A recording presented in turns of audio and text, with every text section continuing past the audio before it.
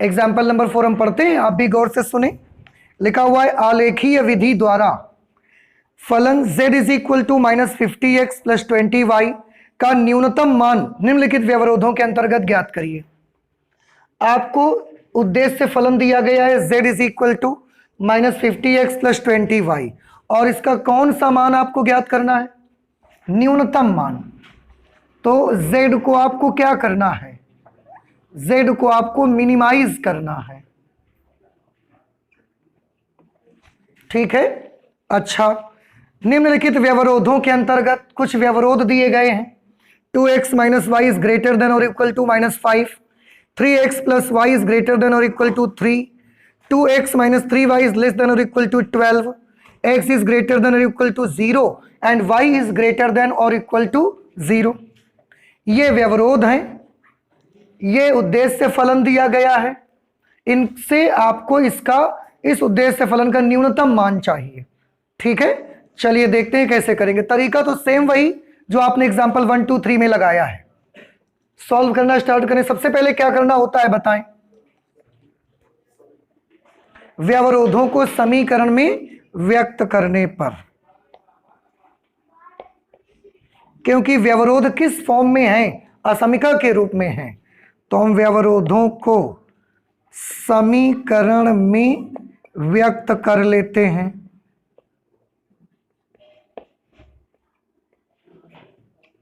व्यवरोधों को समीकरण में व्यक्त करने पर, देखिए व्यक्त करिए समीकरण में। 2x minus Y is equal to -5, 1। दूसरा आएगा 3x plus Y is equal to 3, 2। Third है 2x minus 3y is equal to 12, third. और x is equal to 0 and y is equal to 0। ऐसे ही तो है सब के सब। ठीक है, अब इनको 1 बाई 1 हमको ये पता लगाना है कि ये x और yh को कहाँ कहाँ काटेगी, ये x और yh को कहाँ काटेगी, ये कहाँ काटेगी। तो उसके लिए हम सबसे सिंपल मेथड लाइन 1 कौन सी है? 2x minus Y is equal to -5। ठीक, इसके लिए हम एक छोटा सा टेबल, जैसा कि आप लास्ट क्लास में देख रहे थे, बना रहे थे। वो बड़ा इजी मेथड है, सबसे इजी इसको पता लगाने का। ये x लेंगे, यहाँ y और यहाँ x, y। एक बार x 0 ले लीजिए तो y कितना आएगा? x 0 लेंगे, minus Y is equal to -5, तो y इज इक्वल टू 5, 0,5। एक बार y 0 ले लीजिए तो x आ जाएगा -5/2, तो ये आएगा -5/2, 0। तो ये जो पहली वाली लाइन है आपकी, ये x अक्ष को -5/2, 0 पर और y एक्सिस को 0,5 पर काटती है। लाइन 2 के बारे में देखो, पता लगाते हैं। x y, फिर से वही करिए। x को 0 लीजिए बेटा, y कितना आएगा बोलो? 3। तो पॉइंट क्या बना? 0,3। फिर y को 0 ले लीजिए एक बार, तो x कितना आ जाएगा?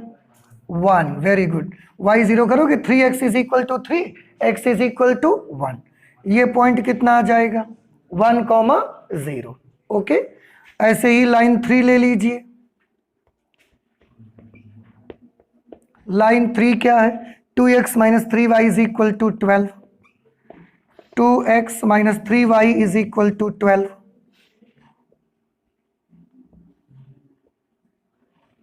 ये x हो गया, ये y हो गया और ये x, y हो गया।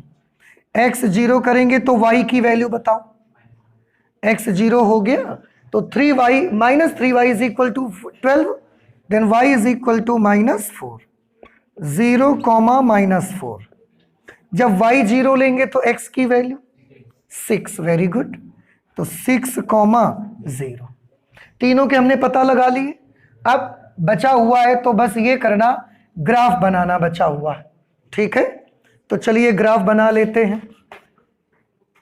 सबसे पहले ये ऐसा बना लिया हमने, इधर की तरफ x एक्सिस, ये y एक्सिस x डैश और ये y डैश, ये ओरिजिन पॉइंट है 0,0। ठीक है। अच्छा, अब पहली लाइन के लिए देखो, x अक्ष को कहां पर काटती है, -5/2, 0। वैसे x अक्ष पर हाईएस्ट पॉइंट कितना मिल रहा है, 6 मिल रहा है।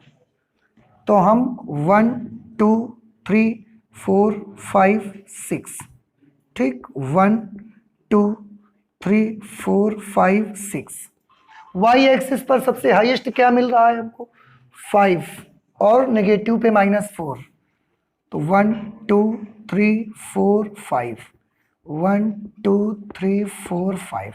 नेगेटिव पर y में -4 भी मिल रहा है, तो -1 -2 -3 -4। ओके। अब पहली लाइन, इधर भी माइनस मिल रहा है मुझे, तो -1 -2 -3। ठीक, देखिए अब बनाते हैं। पहली वाली लाइन x अक्ष को कहां पर काटती है, -5/2, 0। -5/2 का मतलब -2.5, -2.5, 0। तो -2.5 कहां पड़ेगा, इस जगह पर 2 और 3 के बिल्कुल बीच में।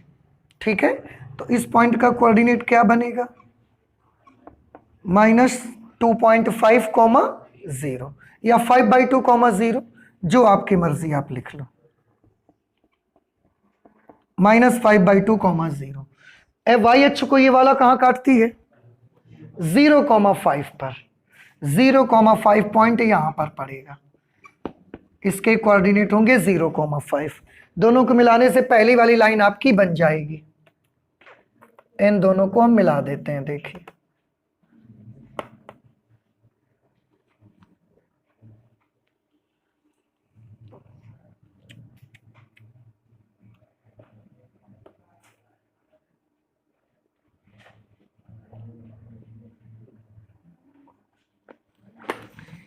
ये हमने लाइन बना दी।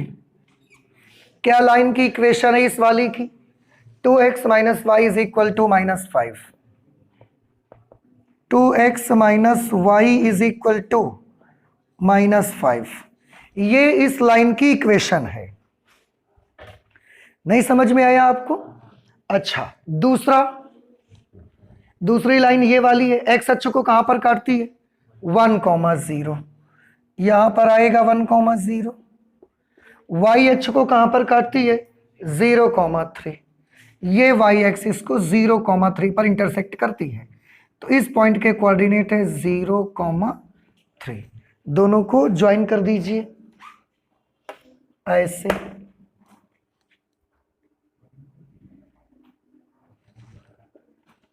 ये हमने दोनों को ऐसा मिला दिया। ठीक है। अच्छा, अब ये कौन सी लाइन आ गई बेटा, 3x + y = 3। 3x + y = 3, ये वाली लाइन आ गई। इसके बाद थर्ड, ये 2x - 3y = 12। x अक्ष को कहां पर इंटरसेक्ट करती है, 6,0। यहां पर ये पॉइंट है 6,0। y अक्ष को कहां पर काटती है, 0,-4। 0,-4 ये वाला पॉइंट है। ठीक है, इन दोनों को जब आप मिलाएंगे तो आपको ये वाली तीसरी वाली लाइन मिल जाएगी।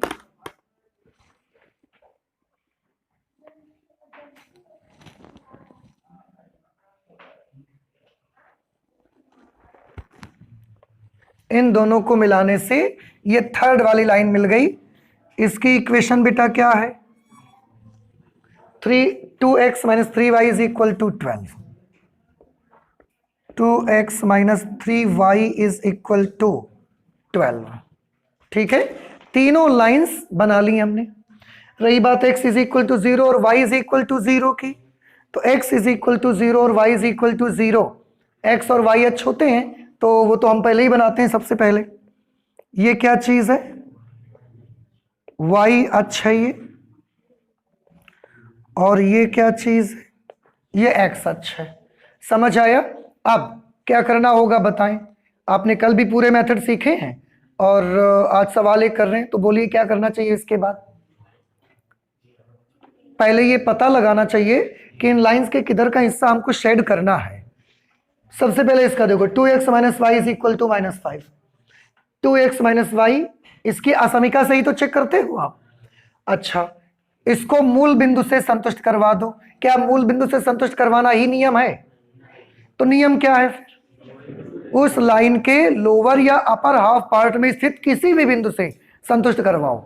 अगर कर देता है संतुष्ट तो उसी की तरफ वाला हिस्सा छायांकित करो, नहीं करता है तो उल्टी तरफ वाला हिस्सा छायांकित करो। 0 0 से संतुष्ट करवाओ, तो जब ये भी 0 ये भी 0 तो क्या मिलेगा? 0 इज ग्रेटर देन और इक्वल टू -5। सत्य कि असत्य? सत्य। Very good. कैसे कि 0 -5 से बड़ा होता है, और वाकई में बड़ा होता है, तो ये बात सत्य है। तो 0 0 ने इस लाइन को क्या कर दिया? इसके समीकरण को संतुष्ट। तो इसके किधर का हिस्सा छायांकित करेंगे? इधर का लोअर हाफ पार्ट की upper half part? Very good, lower half part को। और उसके लिए हमने एक निशान बना दिया, याद रहेगा। तो ये जरूरी नहीं वो बनाना, अपनी समझ के लिए कि अभी इसका बनाएंगे फिर इसका बनाएंगे फिर इसका बनाएंगे, तो आखिरी तक हम भूल जाएंगे फिर कि इसका किधर का हिस्सा छायांकित करना था। तो अपनी समझने के लिए चिन्ह बना देते हैं हम केवल, बस। अच्छा, दूसरे का देखो, 3x plus Y is greater equal to 3 का। इसको भी 0 0 से सेटिस्फाई करवाओ जरा। ये पोर्शन पूरा कितना हो जाएगा? इज ग्रेटर देन और इक्वल टू 3। सत्य की असत्य? असत्य, क्योंकि 0 3 से बड़ा हो ऐसा कभी हो नहीं सकता। असत्य है, तो इस लाइन के किधर का हिस्सा छायांकित होना चाहिए? बताइए। Lower half part, upper half part? Upper half part, क्योंकि 0 0 ने इसको सेटिस्फाई करने से मना कर दिया है। इसको चेक करिए, 0 0 से संतुष्ट करवाओ इसको भी, ये पूरा 0 हो जाएगा। 0 इज लेस देन और इक्वल टू 12। कैसा? सत्य। इसका मतलब इसके किधर का हिस्सा छायांकित करना है? ये वाली लाइन है ना, इसका अपर हाफ पार्ट चाहिए कि लोअर हाफ पार्ट? मूल बिंदु की तरफ वाला हिस्सा कि मूल बिंदु की उल्टी तरफ वाला हिस्सा? हाँ, संतुष्ट कर दिया है ना उसने, तो ये वाला हिस्सा छायांकित करना है। समझ आया? आप सोचो, समझो, और इनको भी ध्यान रखना, x और y 0 नहीं होने पाना चाहिए, सॉरी नेगेटिव नहीं हो पाने चाहिए। तो आपका जो छायांकित भाग है वो कभी भी, ये y अक्ष आप देख रहे हैं, इसके इधर ये x अक्ष देख रहे हैं, इसके इधर नहीं पड़ना चाहिए। समझ रहे हैं? क्योंकि अगर इसके इधर पड़ेगा तो y कैसा हो जाएगा? नेगेटिव। अगर इसके इधर पड़ जाएगा तो x कैसा हो जाएगा? नेगेटिव। तो कहीं ना कहीं कोई नेगेटिव हो जाएगा, जबकि हमें x और y दोनों में से कोई भी नेगेटिव नहीं चाहिए। उसके लिए आपको कहां रहना पड़ेगा? आपको हमेशा प्रथम चतुर्थांश में रहना पड़ेगा, ताकि दोनों चीजें पॉजिटिव बनी रहें। तो छायांकित प्रथम चतुर्थांश का हिस्सा करना है, ये कर सकते हैं। ये वाला ना, ये वाला देख लो, ये हिस्सा, ये वाला कर सकते होंगे। तो क्यों? कल तो यही कर रहे थे। तो पिछली क्लास में अगर ये वाला हिस्सा छायांकित हुआ था, इसका मतलब नहीं कि यहां भी यही हिस्सा छायांकित होगा। वो आपको सोचना है, समझना है, और उसके मुताबिक आपको सेट करना है। तो फिर कौन सा? कोई होगा ही नहीं, इसका मतलब ये वाला कर दें। बिल्कुल सही बताया है आपने, ये हिस्सा छायांकित होगा इसका, ये वाला पोर्शन इसका शेड करना पड़ेगा मुझे। समझ आ रहा है? आप देखिए, इस पोर्शन में सब सेटिस्फाई हो रहे हैं, किसी को कोई प्रॉब्लम नहीं है। इस लाइन के भी अपर हाफ पार्ट है, इस लाइन का भी अपर हाफ पार्ट है, और इस लाइन का भी लोअर हाफ पार्ट है। तो इस बार जो भी हिस्सा छायांकित हुआ है, आप देखिए अभी तक जो पिछले 3 एग्जाम्पल्स हमने लगाए उनसे अलग है बिल्कुल ये। और देख लीजिए और बताएं हमको कि समझ में आया आपको कि नहीं आ पाया। आ गया है? ये हिस्सा हम छायांकित क्यों नहीं कर पा रहे थे? जबकि ये प्रथम चतुर्थांश में है। इसको इस लाइन के उधर का चाहिए, जबकि ये हिस्सा इस लाइन के इधर का है। आप चाहे जहां चेक करोगे, किसी ना किसी असमिका से ये प्रॉब्लम होएगा ही, आउट हो जाएगा उससे। लेकिन ये वाला हिस्सा जब आप छायांकित करोगे तो ये हिस्सा सबसे सेटिस्फाई रहेगा। ये वाला पोर्शन सभी असमिकाओं को संतुष्ट करने वाला हिस्सा होगा। इसलिए यही वाला हिस्सा क्या बन गया? यही वाला हिस्सा बन गया हल क्षेत्र, सॉल्यूशन रीजन इसको कहा जाएगा। बात समझ में आई? अच्छा, इसके बाद अगर ये सॉल्यूशन रीजन है, सॉल्यूशन रीजन बाउंडेड है, आज चारों तरफ से घिरा हुआ है कि घिरा नहीं है? अनबाउंडेड है। आप देखो यहां सब जगह खुला ही है, ये अनबाउंडेड है। तो ये हिस्सा कैसा होगा? अनबाउंडेड रीजन है ये। अगर अनबाउंडेड है तो हमने बताया था अनबाउंडेड का मेथड थोड़ा सा डिफरेंट होगा। तो आज सीखिए अनबाउंडेड रीजन को कैसे सॉल्व करते हैं। अब हम क्या करेंगे? प्रोसीजर तो पुराना ही है, कोणीय बिंदु निकालेंगे सबसे पहले। कोणीय बिंदुओं में इसके कौन कौन से कोने हैं? सारे कोने हमको मालूम है इसके, तो है ना। देखो बेटा, ये ऐसे आया तो एक कोना, दूसरा कोना, तीसरा कोना, चौथा कोना, 4 कोने हैं और चारों के कोऑर्डिनेट्स हमको पता है। नहीं समझ में आया? आप इनको भी तो कोना नहीं समझ रहे हो, ये हमने अपनी सुविधा के लिए बनाया था ऐसे, वो कोणीय बिंदु नहीं होगा वहां पे, ठीक है। तो कोणीय बिंदु बनाते हैं।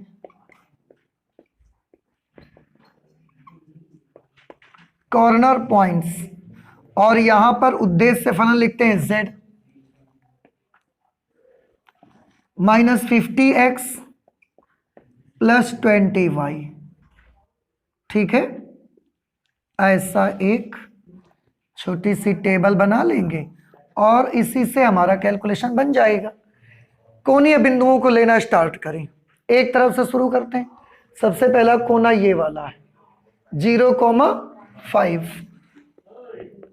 0,5, x की जगह 0, y की जगह पर 5। तो x की जगह 0, y की जगह 5 करोगे तो कितना हो जाएगा? 100। फिर ये वाला कोना होने के बाद 0,3 आया एक कोना, 0,3, x की जगह 0, y की जगह 3, 60। ये आ जाता है ना, कैसे आ जाता है? 60, 100, ठीक है। अच्छा, अगला कोना कौन सा होगा? 1,0, x की जगह 1, y की जगह 0, ये -50 और ये 0 हो जाएगा, तो -50 ही तो बचेगा। इसके बाद नेक्स्ट कॉर्नर बढ़ेगा 6.0, 6,0, x की जगह 6, y की जगह 0, ये 0 हो गया। इसकी जगह 6 करोगे तो -300, ठीक है। और ये इसमें न्यूनतम पूछा गया था, सबसे मिनिमम वैल्यू कौन सी है? ये वैल्यू यहां पर अभी तक फिलहाल सबसे मिनिमम वैल्यू दिख रही है। लेकिन अब थोड़ा ध्यान से सुनिए, जब रीजन अनबाउंडेड होगा तो उसकी मेथड में, उसके प्रोसीजर में यहां के बाद चेंज आएगा। यहां तक तो सेम उसी तरीके से करना है, यहां के बाद चेंज आएगा। और अभी हम ये डिक्लेयर नहीं करेंगे कि -300 इसका मिनिमम वैल्यू है, अभी हम ये डिक्लेयर नहीं करेंगे। तो फिर कब डिक्लेयर करेंगे? उसके लिए अब हमको क्या करना होगा? उसके लिए अब हमको एक काम करना होगा। अब ये वाला प्रोसेस आप गौर से सुनेंगे, क्योंकि अभी तक के जितने क्वेश्चन लगाए सब में इतना तो हम सब में करते थे। इसमें हमको -300 सबसे न्यूनतम दिखा भी, लेकिन क्योंकि रीजन कैसा है? अनबाउंडेड। तो जब ये अनबाउंडेड रीजन होता है तो केवल ये देखकर आप ये डिक्लेयर मत करिए कि -300 ही इसका सबसे न्यूनतम मान है, आप ये डिक्लेयर नहीं करेंगे अभी। तो कैसे डिक्लेयर होगा? उसका प्रोसीजर ही हम आपको बताने जा रहे हैं, और प्लीज आप इसे गौर से और अच्छे से समझने की कोशिश करिए। ये एक्स्ट्रा प्रोसेस आपका रहेगा। अब आपको ये करना है, हमको ये चेक करना है कि ये वाला मान न्यूनतम मान है या नहीं है। इसको हम कैसे चेक करेंगे? तो हमारा जो उद्देश्य फलन है इसके साथ हम इसको लेकर एक असमीका बनाएंगे। कब ऐसा होगा? अनबाउंडेड रीजन में ही होगा। जब तक बाउंडेड आएगा तब तक तो यहीं से काम खत्म हो गया, आंसर आ गया हमारा। लेकिन because this is unbounded region, तो अनबाउंडेड रीजन के लिए यहां से डिक्लेयर नहीं कर सकते। अब आगे करेंगे क्या? अपने उद्देश्य फलन को लेकर इसकी जो मिनिमम वैल्यू है, क्योंकि मिनिमम हमें ढूंढना था, तो मिनिमम में उठाएंगे यहां से। उद्देश्य फलन के साथ मिनिमम वैल्यू को लेकर के एक असमीका तैयार करेंगे। कैसे समीका? देखो, उद्देश्य फलन क्या है? -50x प्लस 20y, और ये क्या है इधर? 300। और वैल्यू कैसी चाह रहे थे? मिनिमम, तो इज लेस देन। अगर यही होता अधिकतम के लिए, तो अधिकतम कौन सा था इसमें? 100। फिर हम कैसे लिखते हैं इसको? -50x plus 20y is greater then 100। उस वक्त कैसे लिखा जाता? -50x plus 20y is greater then 100। तो मिनिमम के लिए लेस देन, और अगर मैक्सिमाइज करना होगा तो इज ग्रेटर देन। ठीक, इसको भी, इसका भी ग्राफ हम यही बनाएंगे। एक ये असमीका मिली कि नहीं मिली? इसका भी ग्राफ हम यहां पर बनाएंगे। इसको थोड़ा सॉल्व करो। आप इसमें चाहो तो 10 से डिवाइड कर सकते हो पूरी इक्वेशन को। 10 से डिवाइड, असमीका को 10 से डिवाइड करोगे तो यहां क्या बनेगा? -5x plus 2y is less then -30। और तो डिवाइड हो नहीं पाएगा। ठीक है, अच्छा, अगर आप चाहें तो माइनस से कर दें, तो ये निशान का क्या हो जाएगा? उलट जाएगा। आप याद करें, जब असमीका आपने पढ़ी थी तो आपने पढ़ा था कि अगर नेगेटिव साइन का गुणा या भाग करेंगे, नेगेटिव नंबर का गुणा या भाग करेंगे, तो ये असमीका का जो निशान होगा वो उलट जाया करेगा। ठीक है, तो आप कर लो या ना करो, जैसी आपकी मर्जी, मत करो, रहने दो। तो ये क्या बन गई है? ये असमीका बनी। अब अगर ये समीका बनी तो इसका समीकरण बनाइए। समीकरण में व्यक्त करने पर, समीकरण में व्यक्त करेंगे आप तो क्या मिलेगा आपको? -5x plus 2y is equal to -30। हमने इक्वेशन में इसको रिप्रेजेंट कर लिया। अब इसका भी, क्योंकि हमको ग्राफ बनाना है, तो इसका भी हम पॉइंट पता लगाएंगे भाई। ऐसा इसके लिए भी कर लिया, x y x, y, x 0 लिख दिया, तो 2y is equal to -30, y is equal to -15, 0, -15।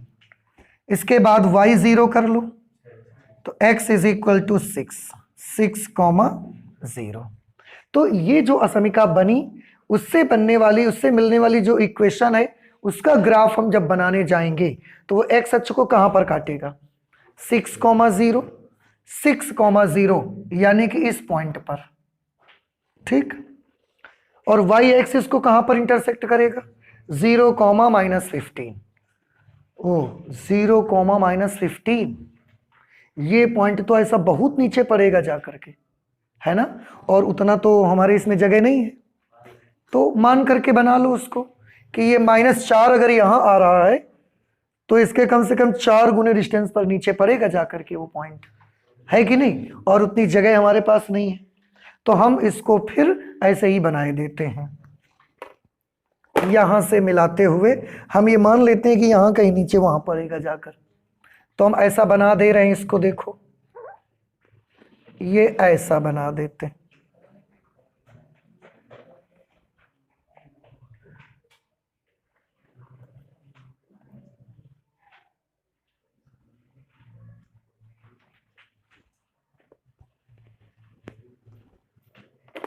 ऐसे हमने बना दिया।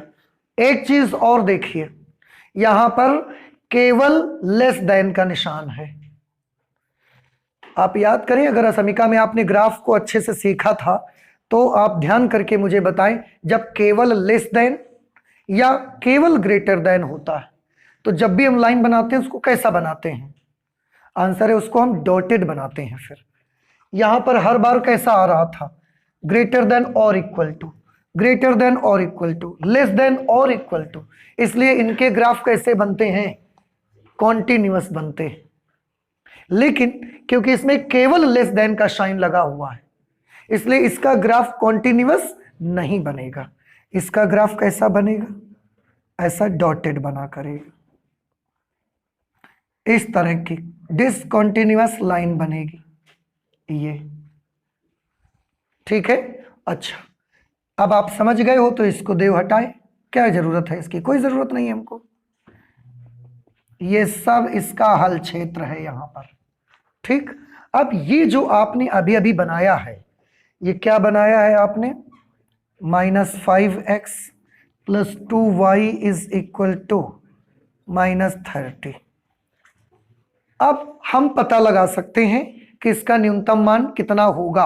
अब डिक्लेयर कर सकते हैं। तो देखो ध्यान से, ये जो आपका हल क्षेत्र है, अभी अभी आपने जो ये डॉटेड लाइन बनाई है, मुझे सोच के बताओ कि अभी अभी आपने जो ये डॉटेड लाइन बनाई है, इस डॉटेड लाइन का क्या कोई भी हिस्सा हल क्षेत्र के अंदर पड़ता है? कोई भी पॉइंट हल क्षेत्र में प्रवेश कर गया है क्या? हल क्षेत्र में प्रवेश कर गया है। देखो ये पूरा कौन सा था, और ये जो अभी डॉटेड लाइन आपने बनाई है, ये डॉटेड लाइन हल क्षेत्र में प्रवेश कर गया। इसका मतलब ये हुआ कि हल क्षेत्र के बहुत सारे पॉइंट हमारी इस लाइन के साथ उभयनिष्ठ हैं, कॉमन है। ये वाला पॉइंट लाइन में भी है, हल क्षेत्र में भी है। ये वाला पॉइंट लाइन में भी है, हल क्षेत्र में भी है। ये वाला पॉइंट लाइन में भी है, हल क्षेत्र में भी है। तो अगर ऐसा करने से ये वाली जो लाइन आपकी बने, अगर इस लाइन और हल क्षेत्र के बीच कुछ बिंदु उभयनिष्ठ मिल जाएं, तो समझ जाना कि ऐसी सिचुएशन पे दिए गए उद्देश्य फलन का कोई न्यूनतम मान नहीं होगा। नहीं होगा, न्यूनतम मान ज्ञात किया ही नहीं जा सकता है इसका। ये इसका तरीका है। और अगर बाई चांस यही लाइन ऐसे चली गई होती, ऐसे, तो इस लाइन का कोई भी पॉइंट हल क्षेत्र से कॉमन नहीं होता। उस वक्त इसका न्यूनतम मान ज्ञात किया जा सकता है कि नहीं? आंसर है ज्ञात किया जा सकता है। कौन सा मान न्यूनतम होगा? फिर यही न्यूनतम मान हो जाएगा। ये इसमें एक्स्ट्रा एडिशनल मेथड आपको ध्यान रखना है थोड़ा सा। क्या हमने बताया आपको? बताएं। सबसे पहले अगर अनबाउंडेड रीजन है तो यहां तक तो करो, न्यूनतम है तो न्यूनतम टिक करो, मैक्सिमम है तो मैक्सिमम टिक करो। न्यूनतम ये आ चुका था, अगर न्यूनतम ये आ गया तो उसकी उद्देश्य फलन से लेकर उसकी एक असमीका बनाओ। बात समझ में आई? असमीका जब बन जाए तो उसकी इक्वेशन बनाओ और उसका ग्राफ बनाइए। और इस लाइन का ग्राफ कैसा बनेगा? हमेशा डॉटेड। क्यों? क्योंकि इसमें एक ही निशान यूज हो रहा है, या तो लेस देन या ग्रेटर देन आएगा, इज इक्वल टू साथ में नहीं आएगा। तो इसकी लाइन कॉन्टिन्यूअस नहीं, कभी नहीं बनाना। इसकी लाइन हमेशा डॉटेड बनाना, इसकी लाइन हमेशा ही आप डिसकंटिन्यूअस बनाओगे।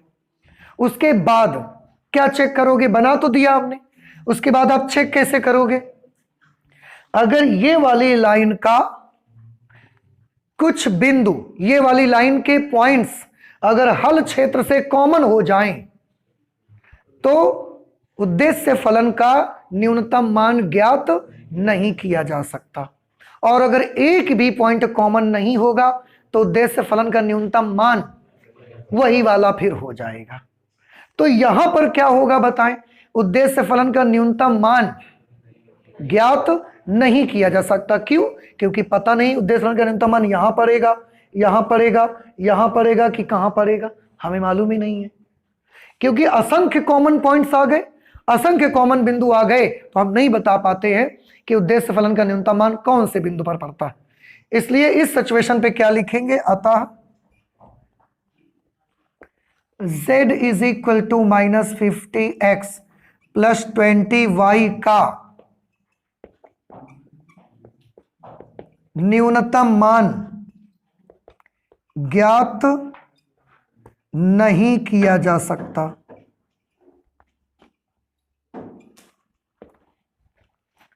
Minimum value of objective function can not be found. मालूम ही नहीं कर सकते कितना होगा। तो कब नहीं मालूम कर सकते बताओ? अगर लास्ट की डॉटेड लाइन और हल क्षेत्र में कॉमन पॉइंट मिल जाए, और अगर कॉमन पॉइंट नहीं मिले, ऐसे लाइन चली जाती, ऐसे लाइन चली जाती, तो एक भी पॉइंट कॉमन नहीं होता, फिर न्यूनतम मान ज्ञात कर सकते हैं कि नहीं कर सकते? और कौन सा होगा उस समय? यही मान न्यूनतम बन जाएगा उस समय। लेकिन यहां तो हल क्षेत्र के साथ में इस डॉटेड लाइन के बहुत सारे बिंदु कॉमन हो गए हैं, इसी हल क्षेत्र में भी तो प्रवेश कर गया, तो फिर इसका न्यूनतम मान नहीं ज्ञात कर सकते हैं। ये हुआ हमारा एग्जाम्पल नंबर 4। अब आप ये मुझे बताएं, क्या ये आपको समझ में आया कि नहीं आया भाई? बताइए, आ गया समझ में? ऐसा अधिकतम का बोलेगा तो इसी को हम उस मैक्सिमम वैल्यू के साथ ग्रेटर देन लगा के लिख के सॉल्व करेंगे।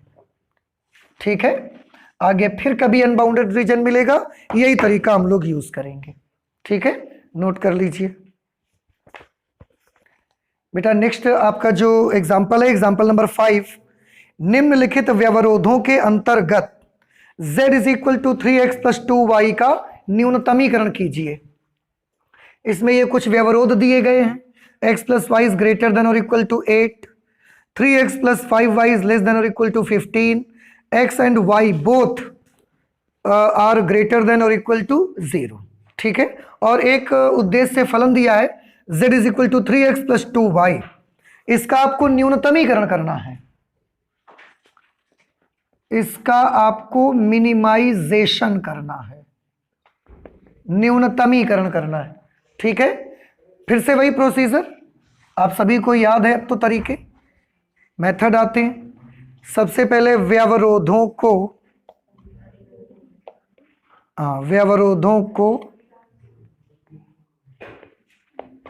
समीकरणों में व्यक्त करने पर, तो व्यवरोधों को समीकरण में व्यक्त करिए आप। ये होगा x plus Y is equal to 8। दूसरी क्या बनेगी? 3x plus 5y is equal to 15। ये होगी x is equal to 0, y is equal to 0। ये y अक्ष को रिप्रेजेंट करती है, ये x अक्ष को रिप्रेजेंट करती है। ठीक है, अच्छा, अब इनके ग्राफ हमने बनाने, तो ग्राफ बनाने हैं तो उसके लिए हमें इनके कटान बिंदु x और y जैसे पता होने चाहिए।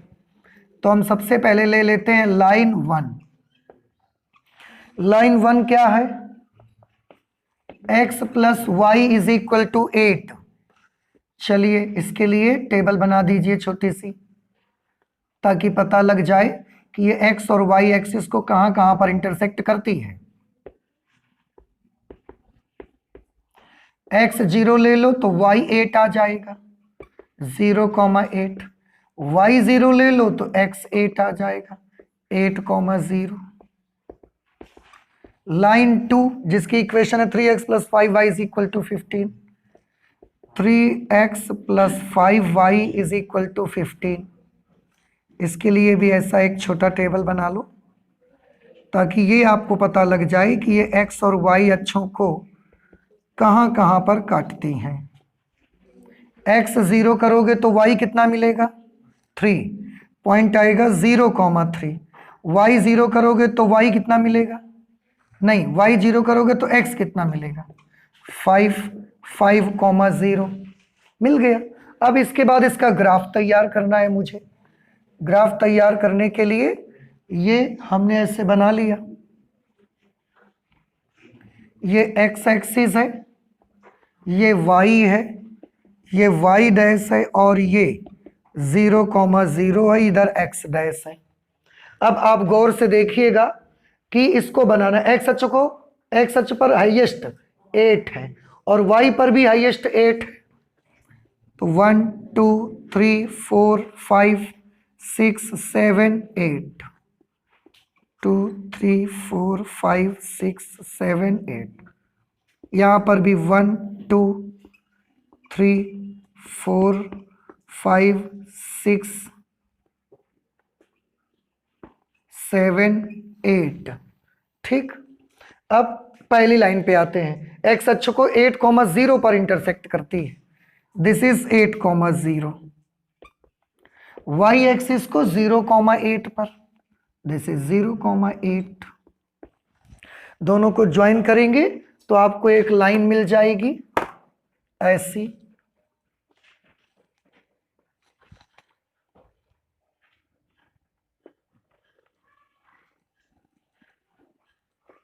इस तरह से ये लाइन मिल जाएगी। ये इसकी इक्वेशन क्या है? x plus Y is equal to 8। ये इसकी इक्वेशन है। दूसरी, y एक्स अक्ष को 5,0 पर इंटरसेक्ट करती है, दिस इज 5,0 और y एक्सिस को 0,3 पर, दिस इज 0,3। दोनों को ज्वाइन कर दीजिए इसमें।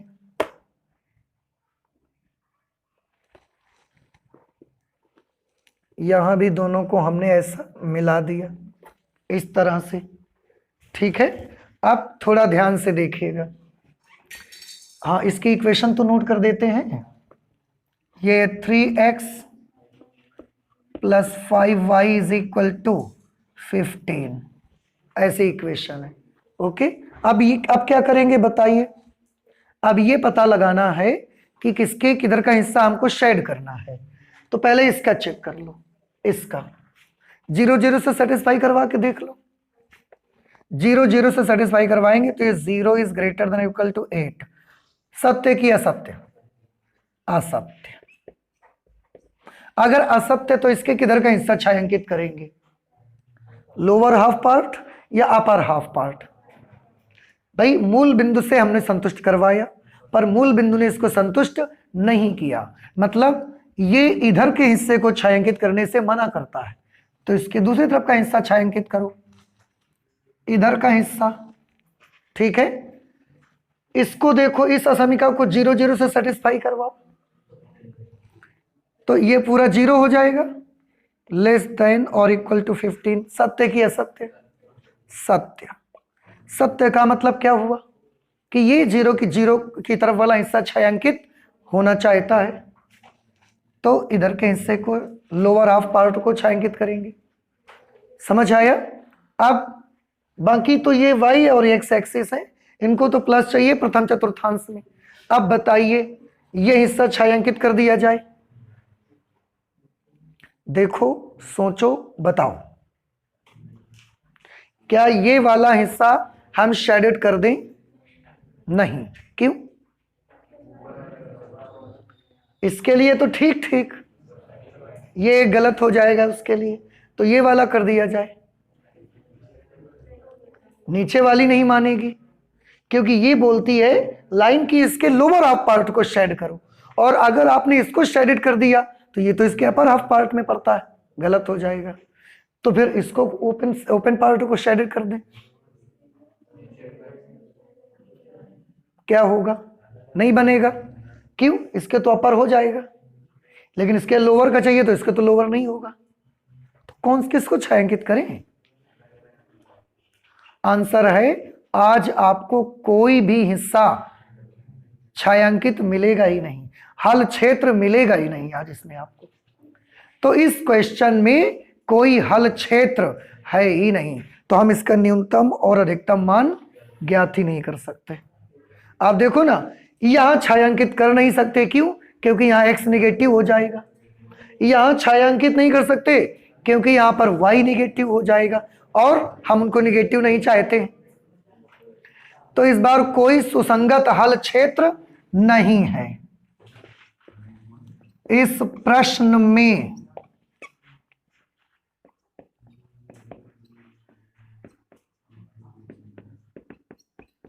कोई भी सुसंगत हल क्षेत्र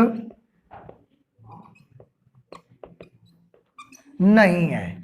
अगर कोई भी सुसंगत हल क्षेत्र नहीं है तो उद्देश्य फलन का न्यूनतम मान ज्ञात नहीं कर सकते। इसलिए दिए गए उद्देश्य फलन का न्यूनतम मान ज्ञात नहीं किया जा सकता। नहीं समझ में आया तो आगे कुछ करने की आवश्यकता ही नहीं है। आपको जब सॉल्यूशन रीजन ही नहीं मिला, कॉर्नर पॉइंट तो बाद में मिलते हैं जब हमको ये पता लगता है कि ये वाला रीजन सॉल्यूशन रीजन है, तो कॉर्नर पॉइंट नहीं मिले, इसलिए कोई सुसंगत हल क्षेत्र ही नहीं है जब, तो हम अनुमान भी नहीं ज्ञात कर सकते भाई, तो इसको यहीं से छोड़ देना है आपको। ठीक है, ऐसे करना है, नोट कर लीजिए जल्दी से।